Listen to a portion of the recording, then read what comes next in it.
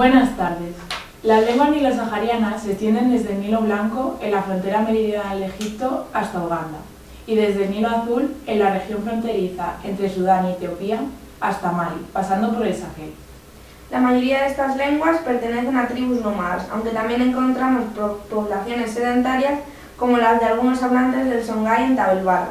Muchos de los hablantes de estas lenguas hablan además otros idiomas como el suajili, el inglés a causa de las colonizaciones inglesas o el árabe, ya que algunos de sus pueblos tienen como religión el Islam. Esta familia todavía sigue ocupando la misma zona que ocupó hace 10.000 años. Pocas lenguas de esta familia llegan al millón de hablantes y muchas de ellas han sido poco estudiadas. Algunas de ellas, como el Songhai y el Masái, tienen literatura, pero no el concepto tradicional de literatura que tenemos los europeos, una literatura fundamentalmente oral. Las lenguas nilo-saharianas cuentan con un total de 11 millones de hablantes. Se subdividen en 9 grupos, de los cuales los más importantes son la charinilo y la sahariana, quizá por ser la más hablada. Además, la songhai ha sido la más debatida en cuanto a su procedencia. En general son lenguas zonales en las que el adjetivo sigue al nombre. Además, no cuentan con un gran número de casos. Su morfología es aglutinante y flexiva, y utilizan las oraciones pasivas con mayor libertad que en el español. Si atendemos a los elementos gramaticales comunes, podemos decir que la primera persona del singular siempre lleva el sufijo a o i, mientras que la segunda persona del singular lleva el sufijo i. Para estudiar más a fondo esta familia lingüística, hemos enviado a María Crespo a Nigeria. Nos hemos desplazado hasta Nigeria para hablar del sahariano, una rama de la familia lingüística nilo-sahariana.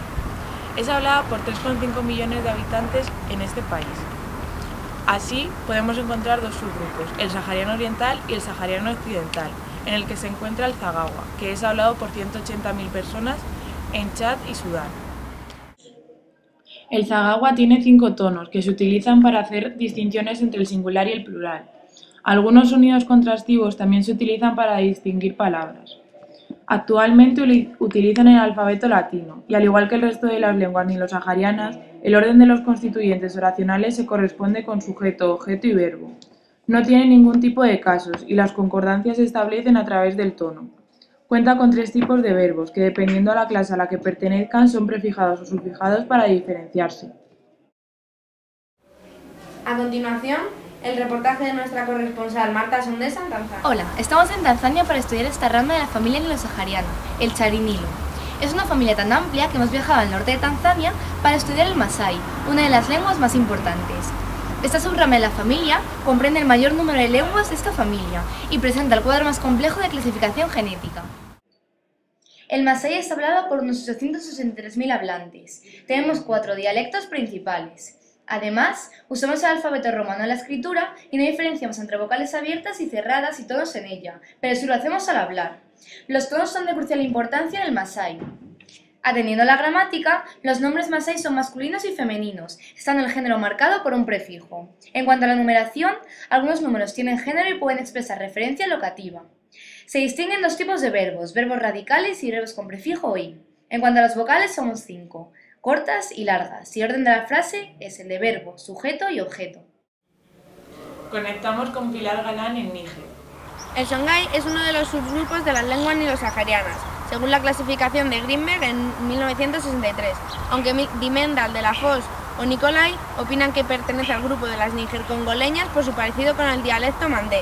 Esta lengua, según Bender, tiene más de 3 millones de hablantes, extendidos por Níger, Burkina Faso, Dendi, Mali y Nigeria. El orden de constituyentes en general es sujeto, objeto, verbo, y como las demás lenguas de esta familia, utiliza un sistema tonal. El songhai, a su vez, está dividido entre los dialectos del norte y los del sur, entre los que contamos con el zarma. El dialecto zarma cuenta con 25 letras, de las cuales la mayoría pueden ser pronunciadas siguiendo el afi. Sobre su morfología os puedo decir que no tiene caso ni género. De hecho, en los pronombres de tercera persona no se diferencia entre femenino y masculino. Sin embargo, sí indicamos el número.